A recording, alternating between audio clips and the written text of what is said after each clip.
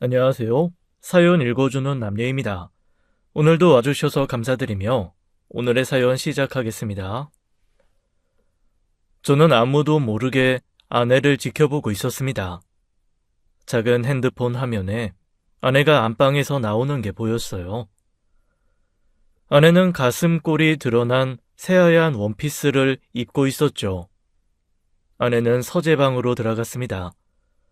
잠시 후 검은색 가방을 들고 나왔죠. 아내는 다시 안방으로 들어갔어요. 한동안 안방에서 나오지 않았습니다. 그런데 잠시 후 초인종 소리가 들렸습니다.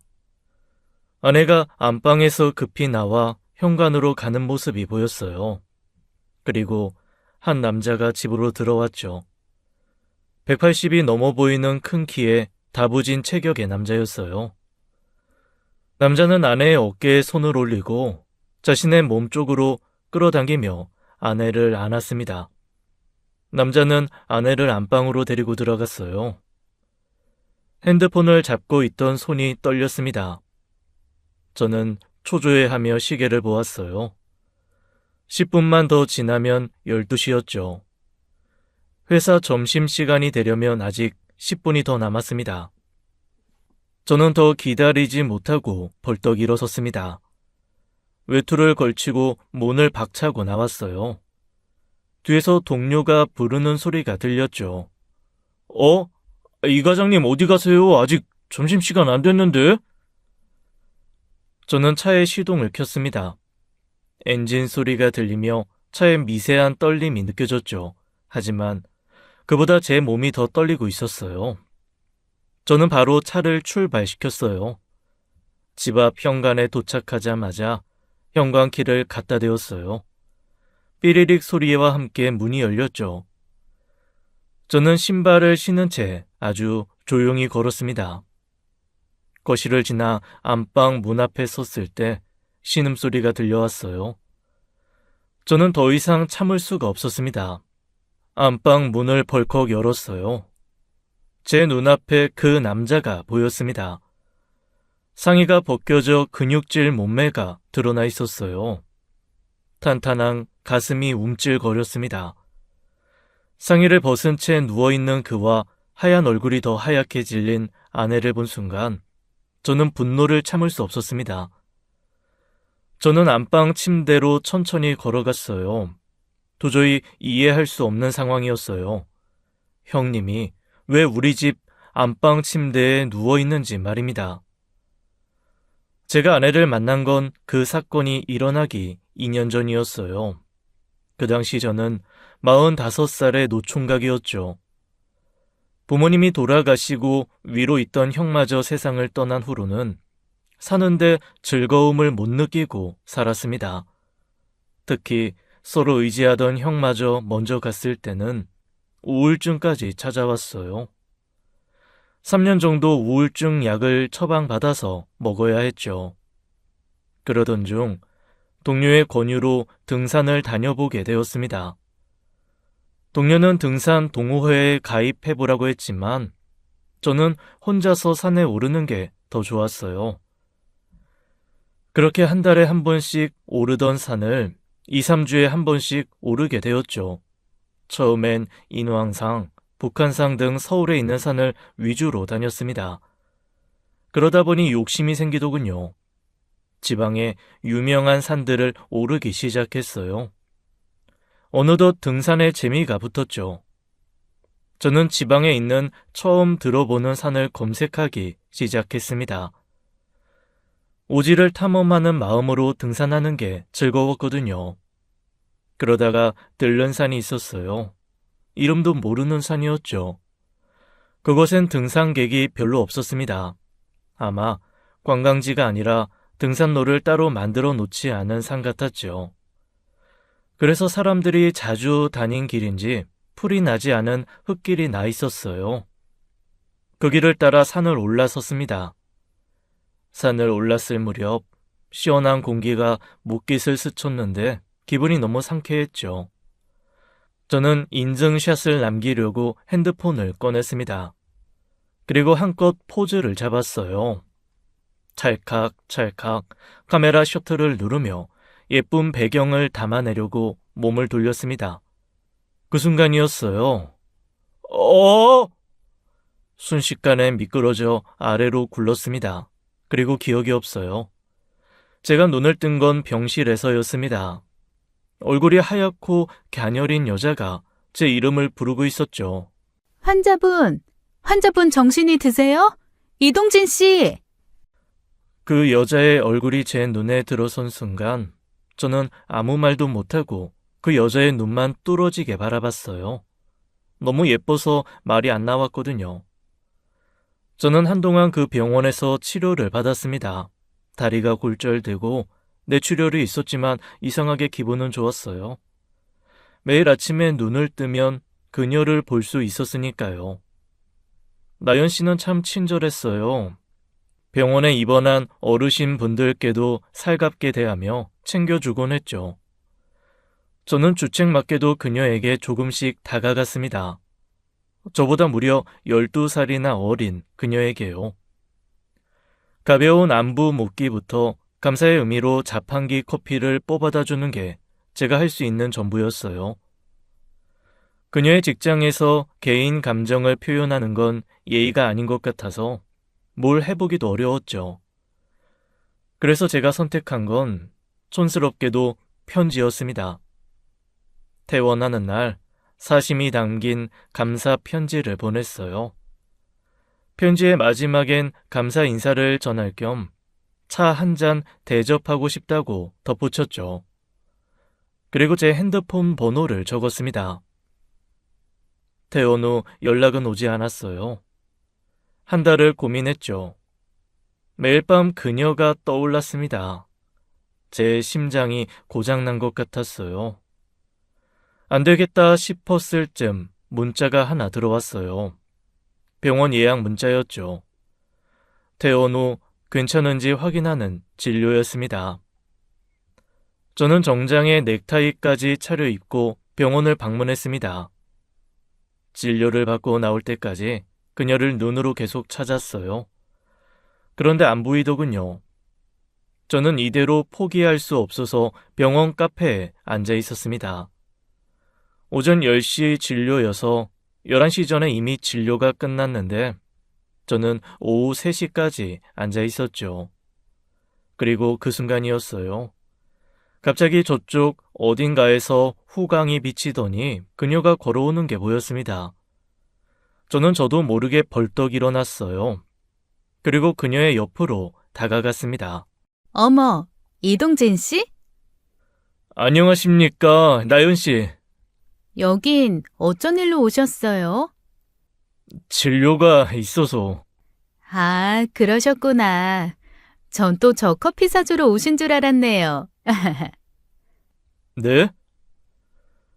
그녀가 웃으면서 저를 바라봤습니다. 그 미소가 너무 예뻤죠. 저는 잠시 홀린 듯이 가만히 있다가 정신을 차리고 말했어요. 네네. 제가 사실 커피 사드리려고 계속 여기서 나연 씨 기다렸어요. 어머, 저 농담한 거였는데. 아닙니다. 제가 커피 한 잔 사게 해주세요. 입원한 동안 너무 감사해서. 그렇게 그녀와 잠시 앉아서 대화를 나누었습니다. 그리고 그녀의 핸드폰 번호까지 받아왔어요. 그 후로 저는 안부를 핑계로 그녀에게 연락을 하곤 했습니다. 천천히 다가가자 그녀도 제게 호감이 생긴 것 같았어요. 용기를 내서 고백했습니다. 나연 씨, 저는 나연 씨랑 얘기할 때마다 마음이 따뜻해져요. 같이 있는 시간도 편안하고요. 혼자 된 후로 감정이라는 게 없어진 줄 알았는데 아니었더라고요.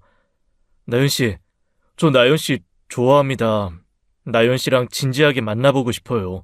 물론 부담 드릴 생각은 없으니 나연 씨 마음 가는 대로 천천히 대답해 주셔도 됩니다.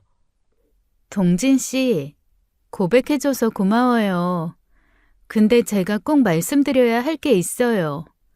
저 혼자 아이를 키우고 있어요. 12살 된 딸이요.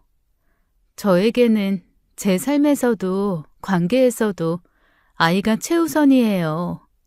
그래서 누군가를 만나면 감정만으로 결정할 수가 없어요. 상대에게도 책임과 부담이 될 수 있으니까요. 저도 동진 씨 좋아해요. 그래서 더 마음이 깊어지기 전에 이 말씀 드리고 싶었어요. 청천벽력 같은 얘기였어요. 그저 미혼의 아가씨라고만 생각했는데 아이가 있다고 했으니까요. 저는 잠시 생각한 후 말했습니다. 말해줘서 고마워요. 쉽지 않은 이야기였을 텐데 나연 씨한테 12살 된 딸이 있을 줄은 정말 상상도 못했네요. 혹시 실망하셨나요? 아니요. 오히려 책임감 있게 삶을 꾸려오신 분이라는 뜻이니까 그 부분은 존중하고 싶습니다. 나연 씨만 괜찮다면 우리 서로 천천히 조심스럽게 서로 더 알아가 봐요. 저는 나연 씨랑 아이 모두에게 좋은 사람이 되고 싶어요. 고마워요, 동진 씨. 나연 씨의 목소리는 떨리고 있었어요. 이내 눈에 눈물이 맺혔고 저는 그런 나연 씨를 안아주었죠. 그렇게 우리는 조심스럽고 진지한 사랑을 시작했습니다.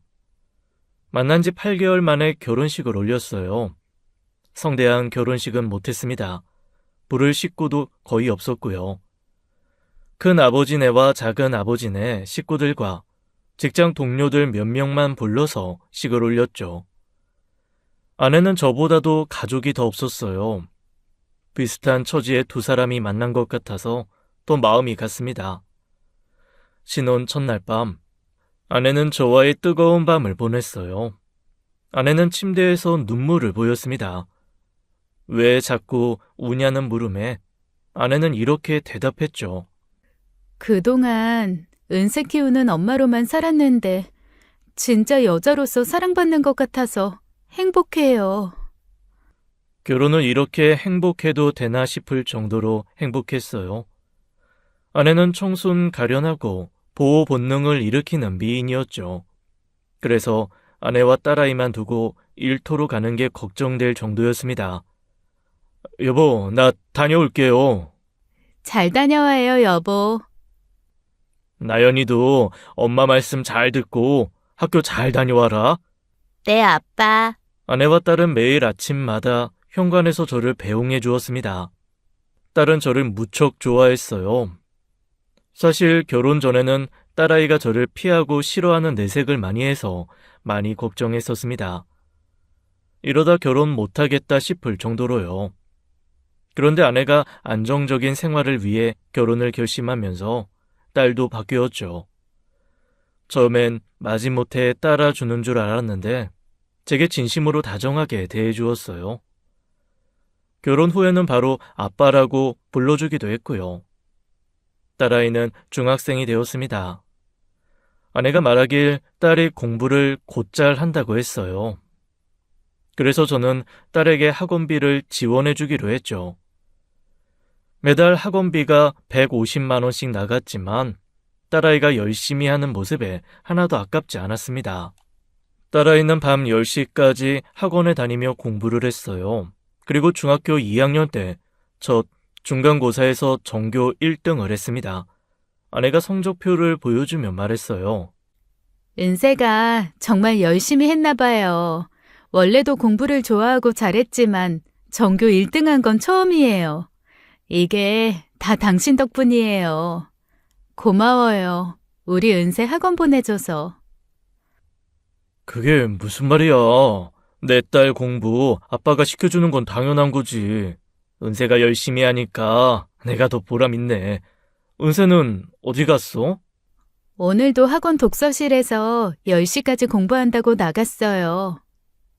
시험도 끝났고 전교 1등도 했는데 오늘은 하루 쉬라고 해. 내가 오늘 호텔 뷔페 쏜다. 얼른 은세한테 연락해봐. 네, 알았어요. 저는 은세가 전교 1등한 기념으로 호텔 뷔페에 가족들을 데리고 갔습니다. 딸아이는 자신을 축하하기 위한 파티를 한다는 걸 쑥스러워했어요. 처음엔 집에 오지 않겠다는 걸 아내가 간신히 설득해서 데려왔죠. 딸아이는 쑥스러움 때문인지 어쩔 줄 몰라 했습니다. 하지만 곧 호텔 뷔페에 들어가서는 이런 음식은 처음 본다며 무척 좋아했죠. 아내도 딸아이도 행복해 보였습니다. 우리는 이보다 더 완벽한 가족일 수 없었어요. 그러던 어느 날이었어요. 제가 샤워를 마치고 욕실에서 나오는데 아내가 화들짝 놀라며 핸드폰을 떨어뜨렸습니다. 떨어진 핸드폰은 가구 밑으로 들어갔어요.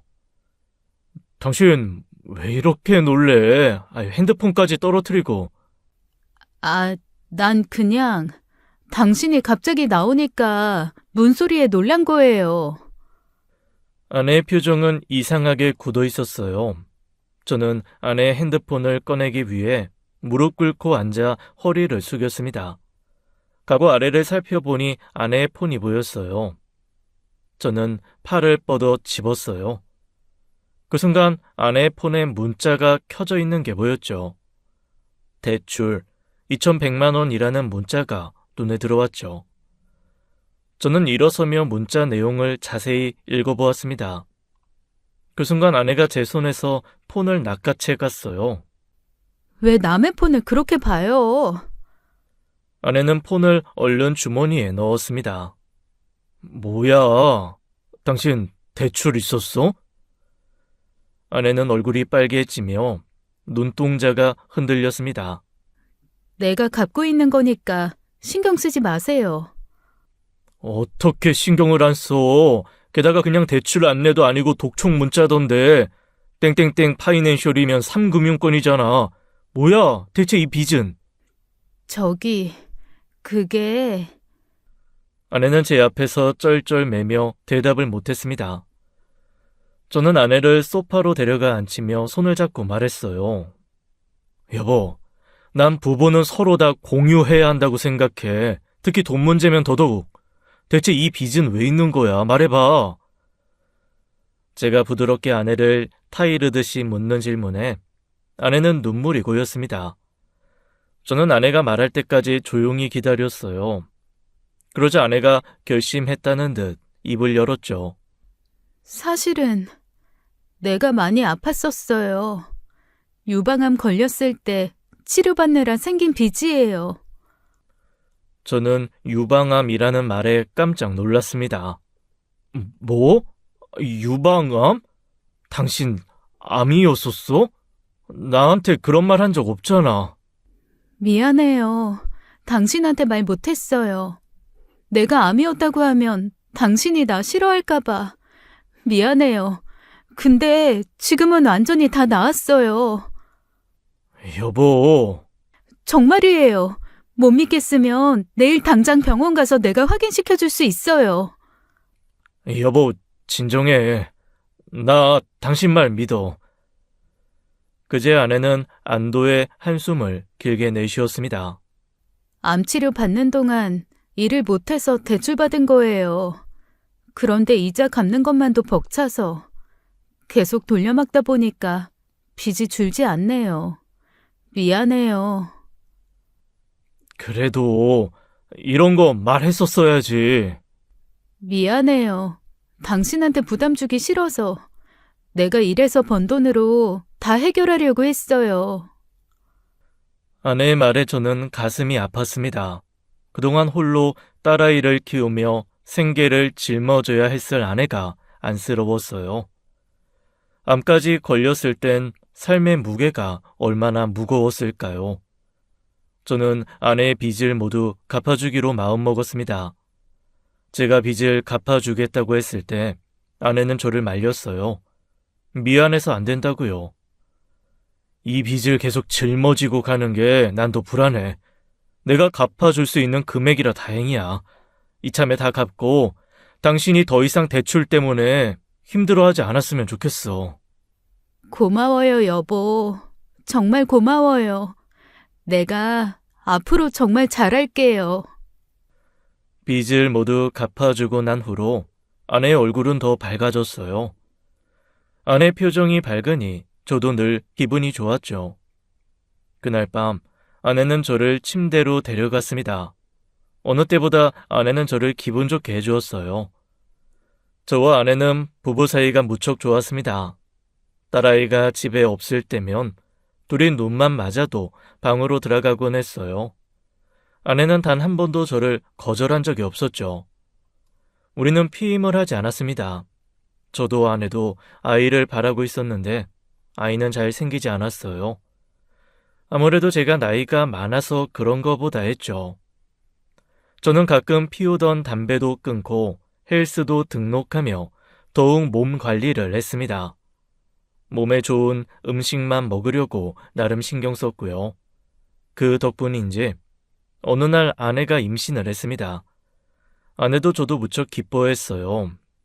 아내의 부탁으로 저는 열무라고 태명을 지었습니다. 10달 동안 무사히 있다가 나오라는 의미였어요. 아내는 제가 지어준 태명을 무척 좋아했습니다.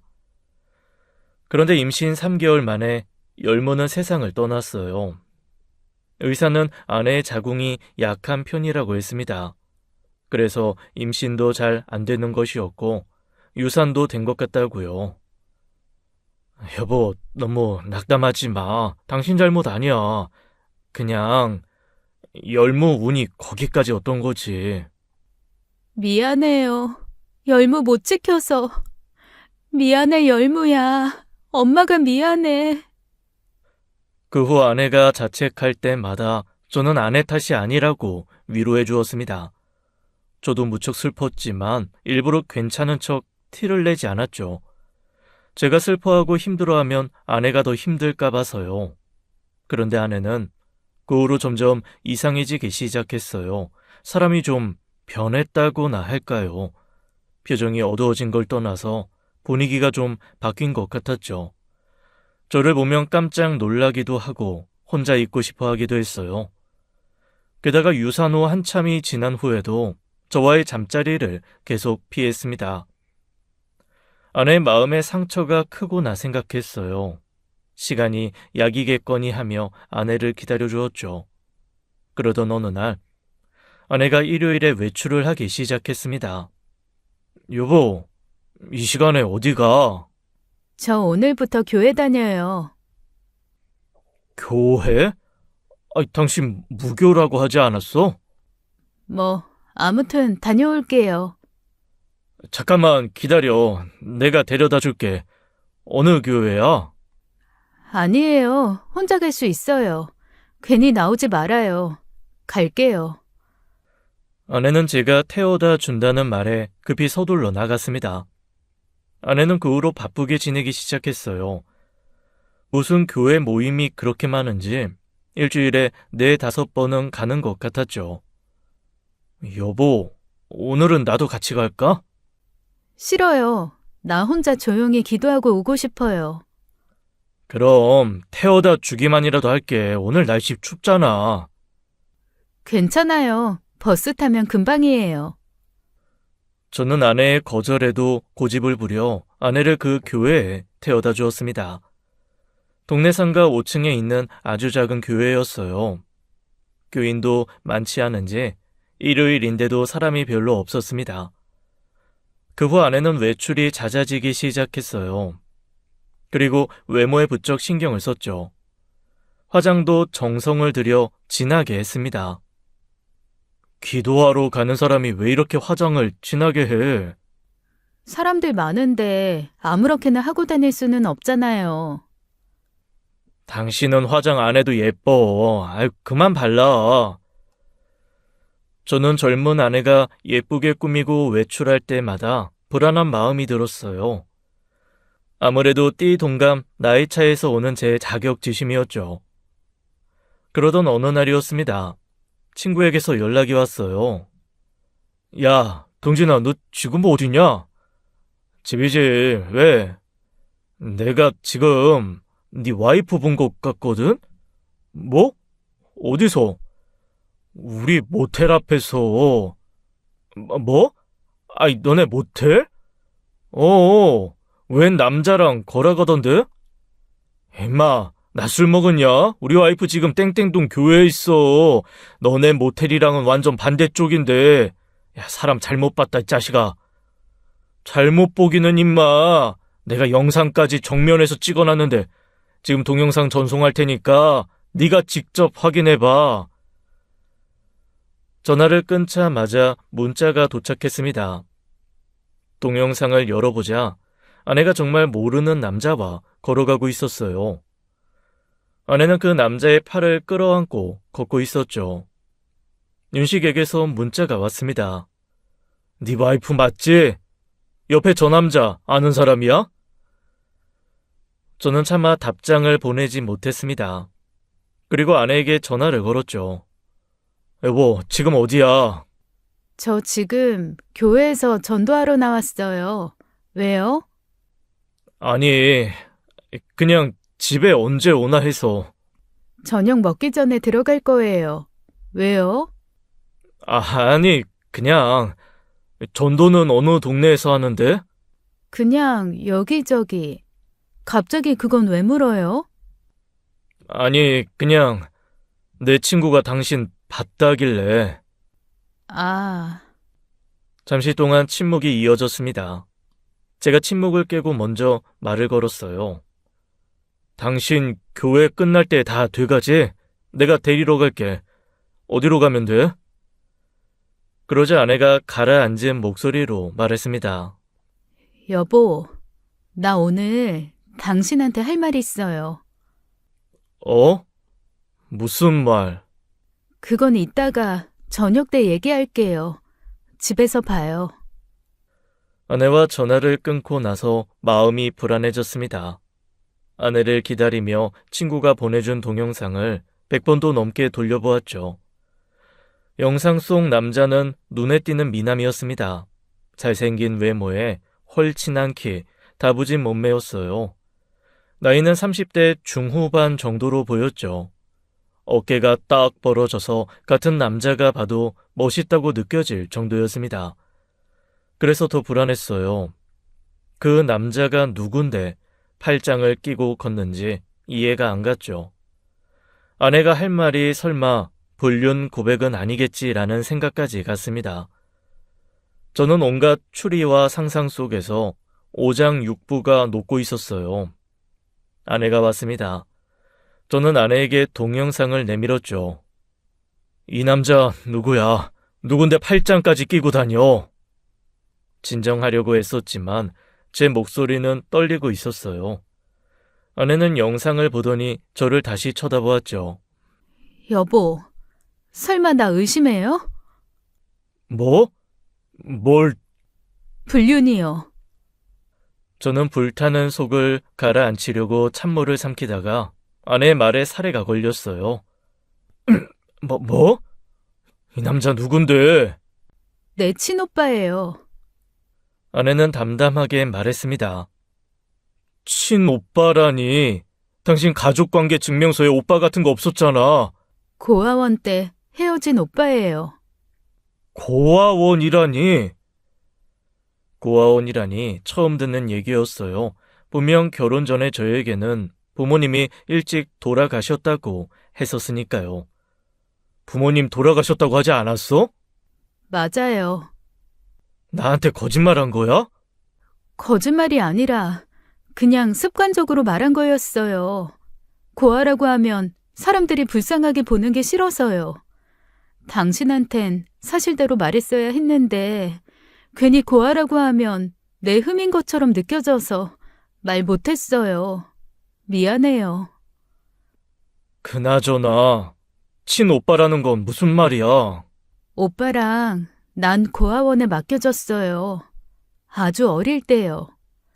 그리고 각자 입양 가는 바람에 서로 헤어진 거고요. 물론 저는 금방 파양돼서 돌아왔지만요.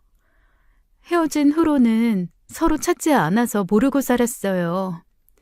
그런데 얼마 전에 오빠가 저를 찾아왔더라고요. 저는 아내에게 삼자 대면을 하겠다고 했습니다. 그 사람이 친오빠면 내가 그래도 당신 남편인데 인사는 해야지, 안 그래? 그건 아내는 좀 당황하는 눈치였습니다. 잠시 생각하더니 알겠다고 했어요. 다음 주에 그 남자와 셋이 만났어요. 저는 그 남자 얼굴을 요리조리 구석구석 보았죠. 그런데 안 닮아도 너무 안 닮았더군요. 서로 어색하게 인사를 나누었습니다. 저는 그동안 아내가 오빠 이야기를 하지 않았었다고 하며 어떻게 알고 아내를 만나러 온 건지 물었습니다. 그동안 우리 나연이 찾으려고 제가 계속 노력하고 있었어요. 저는 해외에 있어서 직접 찾지는 못하고 사람을 써서 수소문 중이었거든요. 그러다 제가 한국에 들어오게 됐는데 마침 나연이를 찾았다는 연락을 받은 거예요. 인연이라는 게 이런 건가 봅니다. 좀 오래 걸리긴 했지만 결국엔 인연이 닿았네요. 친오빠라는 남자는 자신을 전문 투자자라고 소개했죠. 말이 좋아 전문 투자자지 제 귀에는 백수라고 들렸어요. 요즘은 주식시장이 안 좋아서 교회 일을 돕고 있어요. 최근에 나연이가 다니는 교회로 옮겼습니다. 이렇게라도 자주 보려고요. 그 남자는 미혼의 37이라고 했어요. 우리는 종종 보자며 인사를 나누고 헤어졌죠. 그런데 왠지 마음이 편치 않았습니다. 제가 아내에 대해 모르는 게 많다는 생각이 들었거든요. 암도 그렇고 고아 원의 친오빠 이야기도 몰랐었으니까요. 저는 아내에게 물었습니다. 제가 모르는 게 또 있다면 알려달라고요. 그러자 아내는 그런 거 없다고 그게 전부라고 했죠. 그 후 우리 가족은 다시 일상을 찾아갔습니다. 아내와의 사이도 좋았어요. 그러던 어느 날 제가 아내를 안으려고 뒤에서 다가갔죠. 이러지 말아요. 왜? 당신도 좋잖아. 저는 아내를 안아서 침대로 데려갔습니다. 그리고 조심히 아내를 침대에 눕혔어요. 아내의 머리를 쓰다듬고 입을 맞췄습니다. 옷의 단추를 풀었어요. 옷을 벗기려던 순간 아내가 신음소리를 냈습니다. 아, 여보, 왜 그래? 어디 아파? 아니에요. 아니긴 아파하는 눈치인데 어디 봐봐. 아내의 팔뚝을 본 순간 저는 놀랐습니다. 그곳에 커다란 멍이 들어있었어요. 이거 왜 이래? 뭐에 맞은 자국 같은데? 아니에요, 그런 거. 지난번에 문틀에 부딪혔는데 멍들었나 봐요. 저는 아내에게 병원에 가보자고 했는데 아내는 극구 거부했습니다. 뼈는 이상 없고 단순히 멍만 든 거라고요. 결국 그날 아파하는 아내를 강제로 안을 수는 없었어요. 저는 약국으로 달려가 멍에 바르는 약을 샀죠. 집으로 와 아내에게 발라주었습니다. 미안해요. 괜히 걱정시켜서. 미안하면 다치지 마. 안 그래도 몸도 약한 사람이. 그런데 그 후 아내의 몸에는 멍이 또 생겼습니다.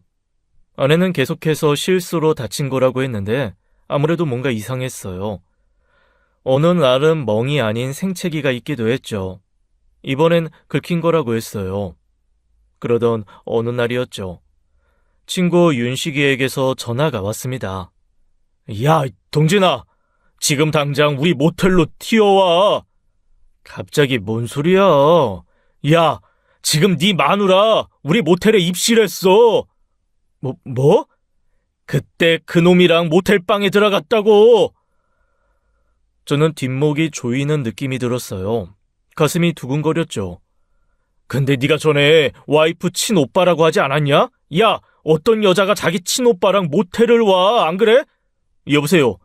여보세요? 야, 이동진! 듣고 있어? 저는 전화를 끊고 친구네 모텔로 향했습니다. 아내는 윤식이가 모텔을 운영한다는 걸 몰랐어요. 윤식이가 아내에게 자신을 임대업자라고 소개해서 그렇게 알고 있었죠. 얼마나 차를 빨리 몰았는지 차로 40분 거리를 25분 만에 도착을 했어요. 카운터 안에 있는 친구를 보자마자 물었습니다. 몇 호야? 302호. 카드키 줘. 뭐? 그건 좀. 뭐해? 달라고! 카드키 주기를 망설이는 친구는 제게 마지못해 키를 내밀었습니다. 저는 키를 낚아채서 3층으로 올라갔어요. 문 앞에 서서 잠시 숨을 골랐습니다. 문에 귀를 대어보았어요. 작은 소리가 들렸어요. 여자 목소리, 남자 목소리가 뒤섞여 들렸죠. 하지만 소리가 너무 작아 무슨 소리인지는 알아들을 수 없었죠. 저는 카드키를 대었습니다. 삐빅 소리와 함께 문이 철컥 열렸어요. 저는 신발을 신은 채 곧장 침대로 향했습니다. 그리고 그곳에서 충격적인 장면을 보고야 말았죠. 지금 뭐들 하는 거야? 아내는 제 등장에 화들짝 놀라 하얗게 질렸습니다. 하얀 피부가 더 하얗게 변했어요. 남자는 침대에 엎드려 누워 있었는데 저를 보더니 몸을 일으켰죠. 매제! 누가 네 매제야? 너 정체가 뭐야? 너 내 와이프 오빠 아니지? 남자는 저를 보더니 일어나 뒤로 주춤주춤 물러났어요. 아내도 겁에 질려 뒤로 물러났죠. 제 손에는 망치가 들려 있었습니다. 저도 모르는 사이에 들었나 봐요. 그땐 정말 눈이 돌았거든요. 여보, 오해야. 지금 완전 오해하는 거라고. 매제, 손에 있는 거 내려놓고 얘기해. 아내 오빠는 제 뒤에 서서 이 상황을 지켜보던 제 친구를 향해 소리쳤습니다. 아저씨, 경찰에 신고해주세요, 빨리요. 윤씨가 문 닫고 가서 카운터 봐. 뭐야? 둘이 아는 사이야? 저기 매제, 지금 뭔가 큰 오해를 하고 있는데 내가 설명할... 저는 끝까지 듣지 않았습니다. 이 상황에 무슨 해명을 듣겠어요. 친오빠라는 사람은 팬티만 입고 침대에 엎드려 있고 그 남자의 허리 위에 아내가 앉아 있었는데요. 저는 망치를 꼭 잡으며 그 남자를 향해 걸었어요. 여보! 그만해요. 당신 미쳤어요? 당신 날 그렇게 못 믿어요? 아내는 거의 울부짖는 듯한 목소리로 말했습니다. 저는 망치를 들어 올린 손을 잠깐 멈췄어요. 말해. 오빠가 몸이 아프대요. 요즘 일이 없어서 막노동하느라 온몸이 아프대서 제가 좀 봐준 거라고요. 재활 마사지 하고 있었어요. 보세요. 여기 파스 안 보여요? 테이블 위에 파스가 보였습니다. 매제, 여기 장소가 좀 그래서 오해했나 본데 매제가 생각하는 그런 거 절대로 아니야. 그리고 나연이 친오빠야. 도대체 무슨 상상을 하는 거야? 어떤 친오빠가 제 여동생을 모텔로 데려오냐? 그건... 제가 오자고 했어요. 오빠가 거처가 없거든요. 월세 밀려서 쫓겨났대요. 지금 주식도 잘 안 되고. 둘이 진짜 남매는 맞아? 네? 칫솔 가져와, 2개. 아내가 화장실에서 칫솔을 가져왔습니다. 저는 그 둘에게 입안을 긁게 했어요. 그리고 봉투에 담았죠. 아내는 눈물을 흘렸습니다. 남자는 옷을 입고 나가며 말했어요. 매제, 오늘 한 일 후회할 거야. 우리 남매인 거 밝혀지면 이혼할 준비나 해. 아내는 파스와 마사지 도구들을 가방에 챙기며 일어났죠. 저는 칫솔을 유전자 분석센터에 직접 보냈어요. 결과가 나오기까지 하루하루가 지옥이었죠. 얼마 후 결과가 나왔습니다. 결과지를 펴본 저는 놀라서 입을 다물 수가 없었어요. 99.999% 일치. 예상치 못한 결과였어요. 둘은 진짜 친남매가 맞았습니다. 사실 전 둘 사이가 남매가 아닐 거라고 생각했어요. 저는 이혼까지 생각하고 있었죠. 아내가 저를 농락하고 배신한 거라고 생각했거든요. 제가 의처증이 있는 의심 많은 사람이라고 생각하지 않아요. 누구나 그 상황이라면 그랬을 겁니다.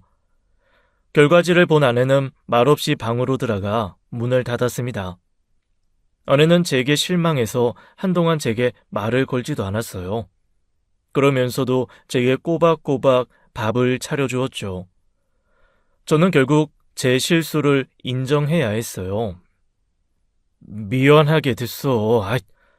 당신이랑 형님 오해해서. 저기, 형님 요즘 많이 힘드신 거야? 내가 뭐 좀 도와드릴 거 없나? 아내는 여전히 말이 없었습니다. 저는 형님 전화번호를 알아내서 연락을 했습니다. 사과를 했어요. 형님, 지난번 일은 죄송하게 됐습니다. 제가 오해했네요. 처음으로 형님이라고 부르네. 매제, 평소에 나연이를 어떻게 생각하면 그런 짓을 할 수가 있어? 그건 장소가 장소이니만큼 오해할 만했죠. 아무리 남매라지만 모텔에서 만나는 건 누가 봐도 이상하잖아요. 형님도 이제 나연이 모텔로 불러내지 마세요. 몸이 아프시면 차라리 병원을 가시고요. 누군 몰라서 병원을 안 가? 돈이 없어서 못 가는 거지. 그거 아는 나연이가 제 오빠 돕겠다고 마사지 해준 거를. 오해를 해도 그런 오해를. 죄송합니다. 앞으로는 건전한 장소에서 만나주세요. 그래도 나연이도 결혼한 여자인데 누가 보면 오해하잖아요. 뭐 눈엔 뭐만 보인다던데 그런 거 아닌가 모르겠네. 매제나 처신 잘하고 다녀. 내가 왜 내 동생 만나는데 매제 눈치를 봐야 되는지 모르겠네. 형님은 끝까지 기분이 풀리지 않았습니다. 하지만 아내는 그 후 기분이 좀 풀어졌어요. 여보, 당신이 오해할 만했어요. 앞으로는 제가 조심할게요. 당신 오해하게 만들고 싶지 않아요. 이런 일로 당신이랑 사이 나빠지는 것도 싫고요. 그런데 그날 그렇게 망치를 들 줄은. 아내는 저를 두려워하는 눈으로 바라보았습니다. 아내는 제게 실망한 눈치였어요. 그날은 내가 너무 흥분을 해서 미안해. 그리고 이해해줘서 고마워. 친구 윤식에게도 그날의 해프닝을 알려주었습니다. 그렇지 않으면 윤식이도 제 아내가 바람이 났다고 생각했을 테니까요. 윤식이도 어이가 없다며 황당해했죠. 뭐? 야, 남매 맞아? 근데 모텔에서 만났다고? 별 희한한 남매가 다 있네. 아무리 만날 데가 없었다고 해도 그렇지. 그치? 야, 내가 이상하게 오해하는 거 아니지? 그렇지, 임마. 야, 그러지 말고 너 사람 써서 재수씨 뒷조사해보는 거 어떠냐? 뭐? 너 뭔가 찜찜하다며. 차라리 깔끔하게 확인하고 넘어가는 게 낫지, 안 그래? 저는 싱거운 소리 말라며 전화를 끊었지만 다음날 아내 핸드폰을 뒤졌습니다.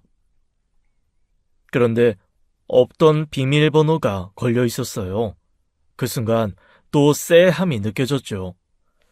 며칠 후 인터넷 만기로 전화가 왔습니다. 인터넷을 연장하면 홈 CCTV를 공짜로 준다고 했어요. 저는 그렇게 해달라고 했습니다. CCTV 설치 후 저는 가끔씩 CCTV를 들여다보았어요. 아내에겐 미안하지만 그렇게 했죠. 그런데 어느 날이었어요. 갑자기 이상하게 CCTV를 확인해보고 싶은 촉이 오더군요. 저는 핸드폰을 열어 CCTV 화면을 켰습니다. 그런데 집에 누군가 와 있었어요. 형님이었습니다. 아내는 가슴골이 푹 파인 하얀 원피스를 입고 있었어요. 잠시 후 둘은 안방으로 들어갔죠. 그때부터 제 심장이 미친 듯이 뛰기 시작했어요. 시계를 보니 오전 11시 50분이었습니다. 점심시간이 되려면 10분이 더 남았지만 기다릴 수 없었습니다. 저는 벌떡 일어나 옷을 챙겨 나왔어요. 어디 가냐며 저를 부르는 동료의 목소리가 들렸지만 대답할 겨를이 없었죠. 저는 조용히 현관문을 열었습니다. 그리고 모든 소리를 죽이고 조용히 안방으로 향했어요. 안방 문은 닫혀 있었죠. 그래서 현관문 여는 소리가 안 들린 것 같았어요. 방문 앞에 서자 남자의 신음소리가 들렸습니다. 잠깐만. 천천히. 아. 아, 왜 그래, 애처럼. 아내의 애교 섞인 간드러지는 목소리가 들렸습니다. 저는 안방 문을 벌컥 열었습니다. 두 사람은 저를 보더니 돌처럼 굳었죠. 그리고 저도 돌처럼 굳었습니다. 뭐 하는 거야? 여보, 이 시간에 집에는 웬일이에요? 지금 회사에 있을 시간 아니에요? 형님이 우리 집에 왜 있어? 지난번에 모텔에서 보지 말라고 해서 집으로 오라고 했어요. 아내에게 다가가자 아내 손에 쥔 주사기가 보였습니다.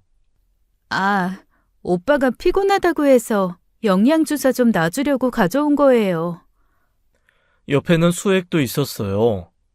재활 마사지에 이어서 이제는 영양주사야? 아, 매제, 설마 또 의심하는 거야? 그래서 지금 회사에서 뛰쳐나온 모양이네. 도대체 무슨 상상을 하는 거야? 나연아, 나 그만 가볼게. 아무리 네 남편은 우리 남매 사이가 좋은 게 싫은가 보다. 형님은 웃옷을 거칠게 주워입고 나가버렸습니다. 아내는 그런 형님을 따라 나가며 미안하다고 어쩔 줄 몰라 했어요. 그리고 다시 방으로 돌아왔죠. 당신, 정말 의처증이 있어요?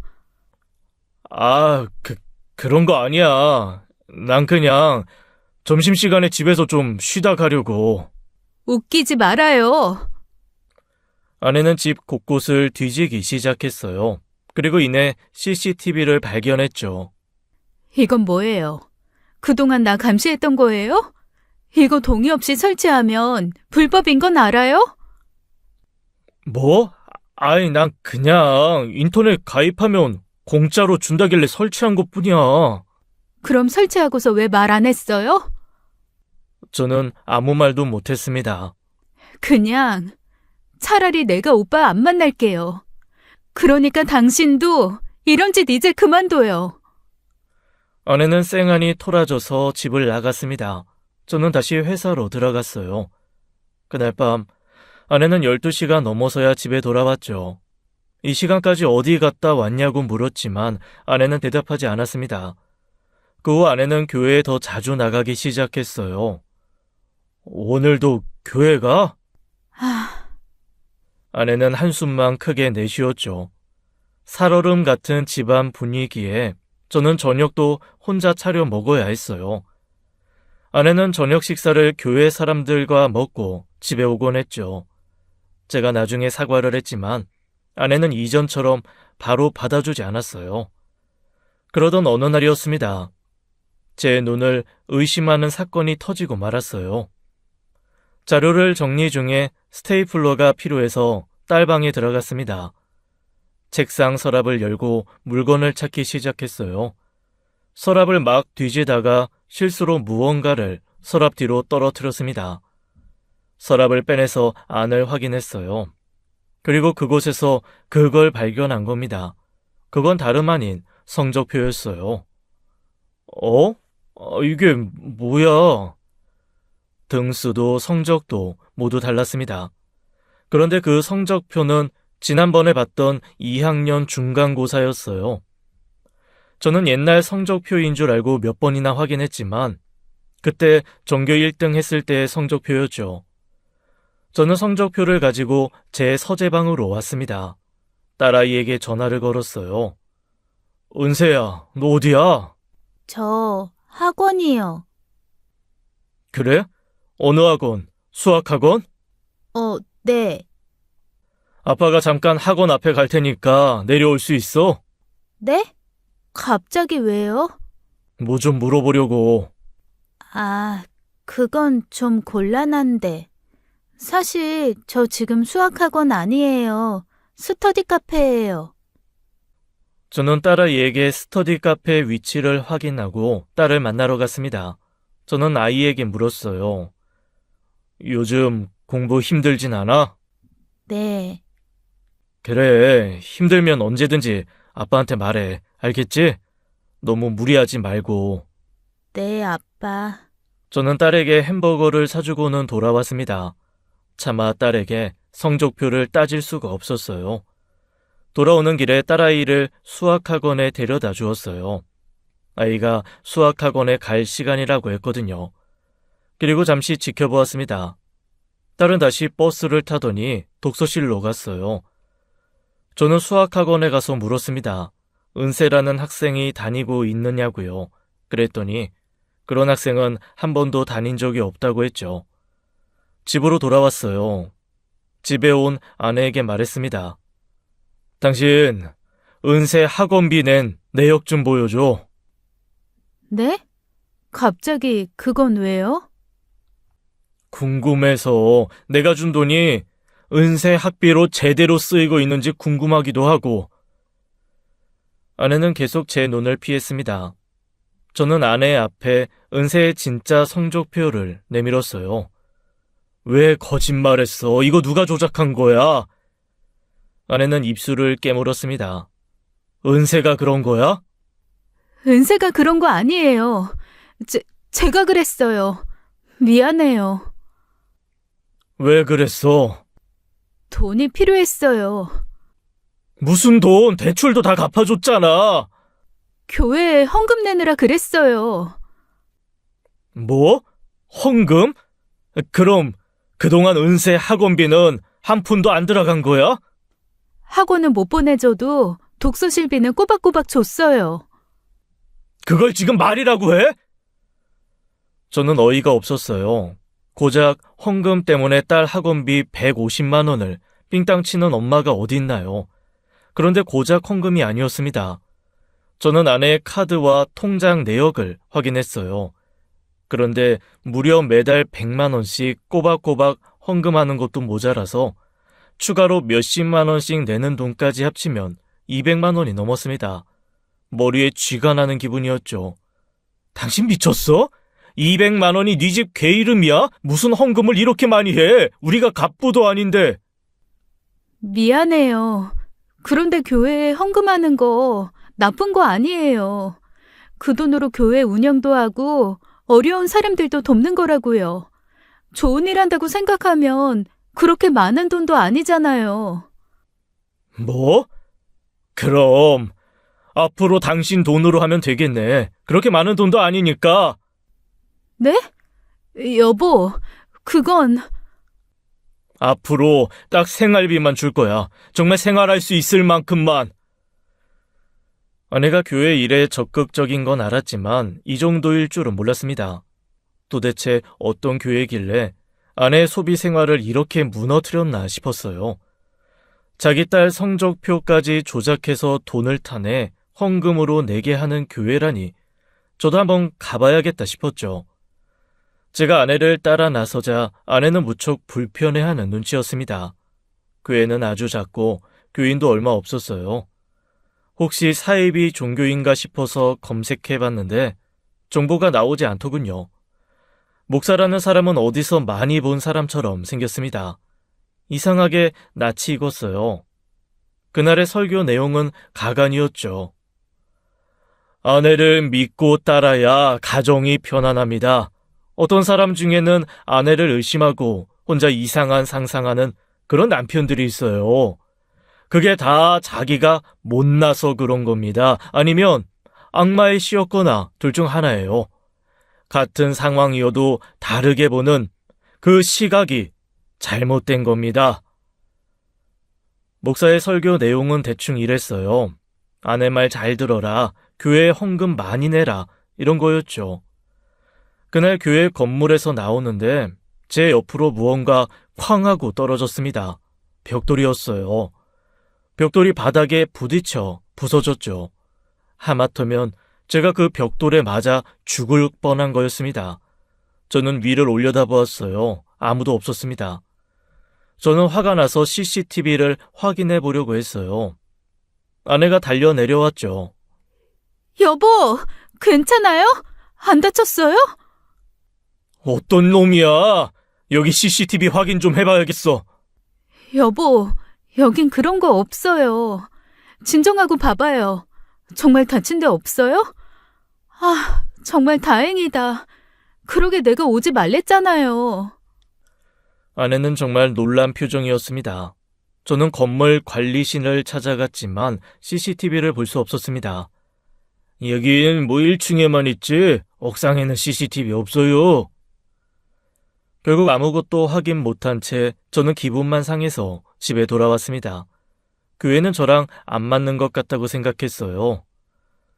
당신 교회 집 근처로 옮기면 어때? 싫어요. 지금 교회가 좋단 말이에요. 멀잖아. 대중교통 타고 다녀야 되고 집 근처에도 좋은 교회 많던데 왜? 종교는 서로 건들지 말아요. 우리나라는 종교의 자유가 있는 나라니까요. 저는 더 이상 아내를 따라 교회에 가지 않았습니다. 아내는 확신이 전과 달라졌어요. 집안은 점점 엉망이 되어갔고 세탁해 놓은 옷도 없었죠. 밥에 김치만 주는 날도 점점 늘어났어요. 당신, 혹시 내가 생활비 끊었다고 시위하는 거야? 그런 거 아니에요. 요새 물가가 비싸져서 그래요. 300만 원이 부족한 건 아니잖아. 그렇다고 풍족한 것도 아니죠. 순한 양 같던 아내는 신경질적으로 변했어요. 얼마 후부터는 파트타임으로 일을 나가기 시작했습니다. 교회 근처에 있는 병원이라고 했죠. 왜 하필 그 먼 곳을 구했는지 이해 불가였어요. 아내가 일한 지 한 달쯤 되었을 때 저는 아내에게 말했습니다. 여보, 나 회사에서 잘렸어. 회사 사정이 안 좋아서 인원 감축을 했는데 내가 그 대상이 됐네. 미안해. 뭐라고요? 그럼 우리 생활비는 어떻게 해요? 내가 어떻게 해서든 마련해 볼게. 지금 이직 알아보는 중이야. 아내는 대답 없이 저를 쳐다보기만 했습니다. 그 눈빛이 매서웠어요. 사실 회사에서 잘린 게 아니었습니다. 제가 휴직을 낸 거였어요. 다음 날부터 저는 도서관에 간다고 하고는 집에서 나왔습니다. 그리고 CCTV를 확인했죠. 아내가 CCTV 코드선을 빼놓았는지 화면이 연결되지 않았어요. 며칠 후였습니다. 도서관에서 집에 오니 딸아이가 저를 현관문 앞에서 기다리고 있었어요. 은세야, 여기서 뭐해? 아빠, 기다렸어요. 아빠, 저 떡볶이 사주세요. 너무 배고파요. 그래. 아이는 다짜고짜 제게 떡볶이를 사달라며 제 팔을 끌었습니다. 아이에게 떡볶이를 다 먹이고 나자 이번에는 큰 문구점에 가자며 저를 잡아 끌었어요. 학용품이 필요하다면서요. 아이는 문구점에서 1시간 동안이나 구경을 하고 이것저것 담았습니다. 구경한 시간에 비해 그렇게 많은 물건을 산 건 아니었어요. 고작 샤프랑 노트 몇 개 사려고 1시간을 구경한 거야? 뭐, 그럴 수도 있죠. 그러지 말고 이참에 이것저것 더 골라봐. 저기 예쁜 핀도 많던데. 정말 그래도 돼요? 그럼. 딸아이는 핀 앞에서 또 30분을 더 서성였고 단순한 똑딱핀 하나만 골랐습니다. 계산을 마치고 이제 정말 집으로 향했어요. 그런데 은세가 평소답지 않은 말을 했죠. 아빠, 저 오늘 집에 들어가기 싫어요. 오늘 아빠랑 밖에서 자고 싶어요. 뭐? 그게 무슨 말이야? 너 엄마랑 싸웠어? 그냥 오늘은 아빠랑 저랑 단둘이 있고 싶어요. 뭐? 너 정말 무슨 일 있니? 아빠한테 얘기해봐. 그냥 제 말 좀 들어주면 안 돼요?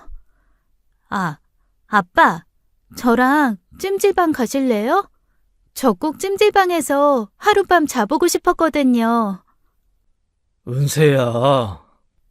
제발 아무것도 묻지 말고 그냥 해주시면 안 돼요? 아빠한테 할 말도 있고. 저는 은세를 데리고 찜질방에 데리고 갔습니다. 샤워를 한 후 찜질방으로 갔어요. 그때 아내에게 전화가 왔죠. 전화를 받으려는데 은세가 다가와 저를 불렀습니다. 아빠, 은세야, 왔어? 잠깐만. 저는 아내의 전화를 받으려고 했어요. 그런데 은세가 제 팔을 붙잡았죠. 아빠, 죄송해요. 정말 죄송해요. 어? 아이, 뭐가? 전부 다요. 혹시 성적표 때문에 그래? 그런 거라면 너무 쾌념치 마라. 네 엄마 욕심 때문에 그런 거 다 아니까. 죄송해요. 근데요, 아빠. 엄마 전화 받지 마세요. 제발요. 은세의 눈빛은 간절해 보였습니다. 일단 알았다고 했죠. 아내에게 문자가 왔습니다. 어디냐고 묻길래 은세와 찜질방에 왔다고 했어요. 여보, 은세 아직 미성년자예요. 이렇게 늦은 시간까지 찜질방에 데리고 있으면 어떻게 해요? 얼른 들어와요. 아내는 문자로 저를 재촉했습니다. 저는 은세를 설득해 집으로 돌아가자고 했고요. 그때 은세가 제게 충격적인 한마디를 했어요. 아빠, 오늘 집에 가시면 안 돼요. 엄마는 은세는 믿을 수 없는 이야기를 꺼냈습니다. 저는 몸을 부르르 떠는 딸아이를 진정시키고 집으로 향했어요. 제 손도 미세하게 떨렸죠. 집에 도착하자 아내가 문을 열었습니다. 늦었네요. 은세는요? 독서실에 책 놓고 왔다고 거기 들렸다가 온다네. 그래요? 아내는 이 밤중에 독서실에 간 은세를 전혀 걱정하는 눈치가 아니었어요. 여보, 요즘 많이 피곤하죠? 당신 취업 알아본다고 스트레스도 많이 받는 것 같던데. 그렇지. 잠깐 여기 누워봐요. 내가 마사지 해줄게요. 저는 침대에 누웠습니다. 아내는 저를 마사지하기 시작했어요. 아내의 손이 자꾸만 아래로 향했죠. 저는 아내의 손을 잡았습니다. 장난치지 마. 은세도 곧 올 텐데. 왜요? 당신도 좋잖아요. 지금은 그럴 기분 아니야. 알았어요. 그럼 잠깐만 기다려봐요. 아내는 검은색 가방을 들고 왔습니다. 그리고는 비타민 주사를 꺼내왔어요. 뭐 하는 거야? 당신 놔주려고 챙겨온 거예요. 비타민 주사예요. 주사기를 든 아내의 손이 미세하게 떨렸습니다. 뭐해? 어서 놓지 않고. 네? 아, 네. 그런데 당신 왜 그렇게 손을 떨어? 낮에 커피를 마셨더니 그래서 그런가 봐요. 이리 줘봐. 네? 주사기 이리 줘보라고. 저는 아내 손에서 주사기를 낚아챘습니다. 주사기를 손끝으로 툭툭 두드려 기포를 뺐어요. 지금 뭐 하는 거예요? 이래봐도 내가 실험실 출신이잖아. 나도 주사 많이 놔봤어, 쥐한테. 쥐요? 이리 와, 여보. 내가 주사 놔줄게. 나보단 당신이 더 피곤해 보여. 저는 아내의 팔을 꽉 잡았습니다. 여보, 팔에 힘 빼. 이러지 마요. 저는 아내 팔 끝에 주사기를 닿을 듯 말 듯하게 갖다 대었어요. 그러자 아내가 미쳐 날뛰기 시작했죠. 비명을 지르며 팔을 빼내려고 난리법석을 피웠습니다.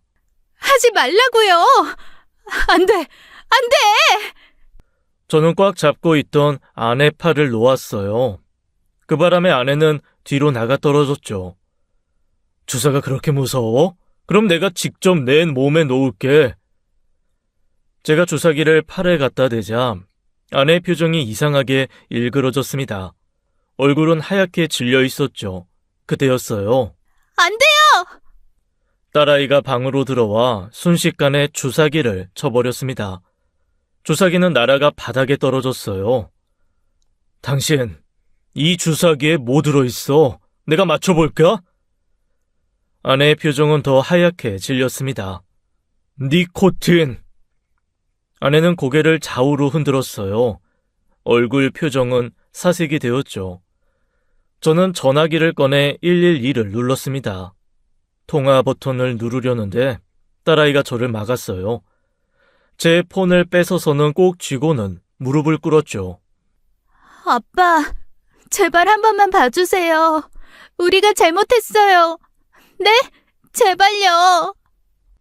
이건 살인 미수야. 엄마는 저 때문에 그런 거예요. 그러자 아내가 털썩 주저앉았습니다. 그리고 울음을 터뜨렸죠. 미안해요, 여보. 정말 미안해요. 내가 정말 미쳤나 봐요. 내가 미쳐서 그랬어요. 아빠, 엄마는 겁먹어서 그런 거예요. 진짜 악마는 따로 있다고요. 은세는 아내의 옷을 들쳐 올렸습니다. 그러자 아내 등에 시퍼런 자국과 오래된 노란 멍 자국들이 보였어요. 그 악마가 엄마를 이렇게 만든 거예요. 그렇게 두 모녀의 실토가 시작되었습니다. 그들의 말을 듣고 저는 경악할 수밖에 없었습니다. 이 일의 모든 원흉은 목사였어요. 아내는 돈도 마음도 모두 목사에게 주었다고 했죠. 몸도 줬어?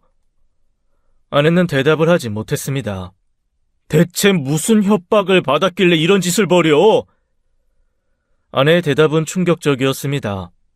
목사놈이 아내를 범하고 그 영상을 모두 찍어놨다고 했습니다.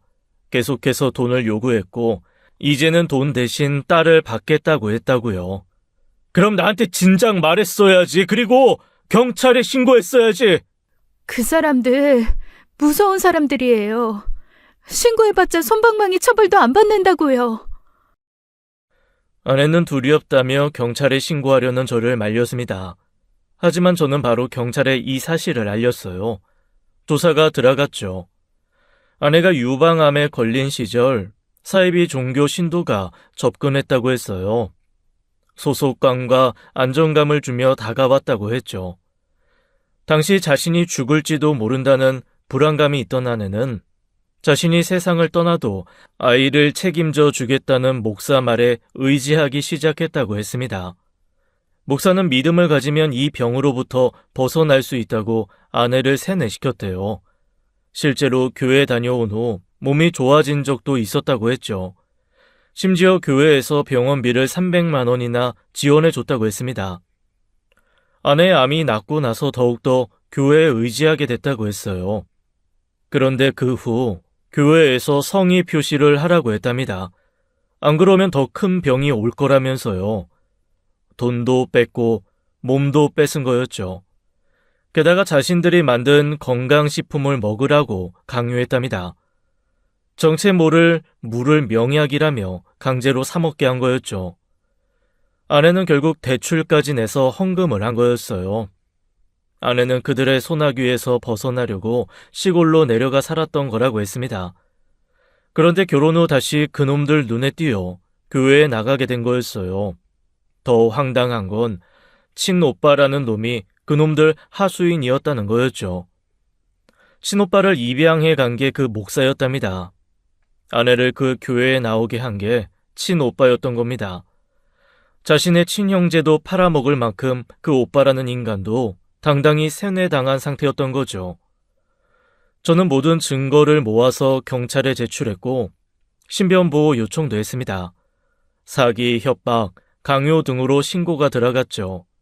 약사법 위반도 포함되었습니다. 아내의 친오빠도 신고했어요. 특수상해죄로요. 그놈이 목사의 지시로 아내를 때렸거든요. 아내와 그놈, 목사의 아내 모두 실형이 선고되었습니다. 결국 그 교회는 사라졌어요. 저는 감옥에 있는 아내를 찾아갔습니다. 아내는 잘못을 뉘우치고 있었어요. 제게 은세를 부탁했죠. 저는 아내와의 이혼을 진행했습니다. 딸은 호적에 올라와 있기에 키워야 하는 의무가 있었어요. 우리는 서로 마주치지 않으려고 노력했습니다. 어느 날 딸아이가 집을 나갔어요. 제가 다시 찾아왔죠. 너라도 정신 똑바로 차리고 살아. 그날 네가 아빠 살리려고 했던 거 다 안다. 대학 갈 때까지는 아빠가 다 지원해 줄 거야. 네 엄마랑 상관없이. 너는 너고 네 엄마는 네 엄마야. 은세는 소리 없이 눈물을 흘렸습니다. 은세는 열심히 공부했어요. 그리고 지방 국립대에 합격해서 대학을 갔습니다. 몇 번 딸에게 잘 지내냐는 안부 연락이 왔지만 저는 답장하지 않았습니다. 답장해 주지 않아도 연락은 계속 왔어요. 그리고 최근에 딸이 첫 월급을 보내왔습니다. 저는 오랜만에 딸아이에게 연락을 했어요. 이거면 충분하다. 이제 너도 더 이상 과거에 얽매이지 말고 내려놓고 살아.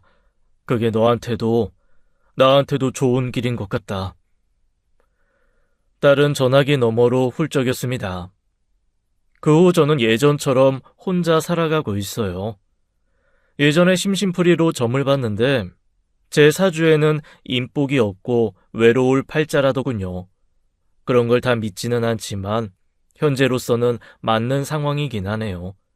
그래도 뭐 그런대로 잘 살고 있어요. 삶이라는 게 어떻게든 사라지는 모양입니다. 그럼 추운 겨울 모두들 건강 잘 챙기시길 바랍니다. 지금까지 사연 읽어주는 남녀였습니다. 끝까지 함께 해주신 여러분 감사드리며 저희는 다음 사연으로 돌아올게요. 감사합니다.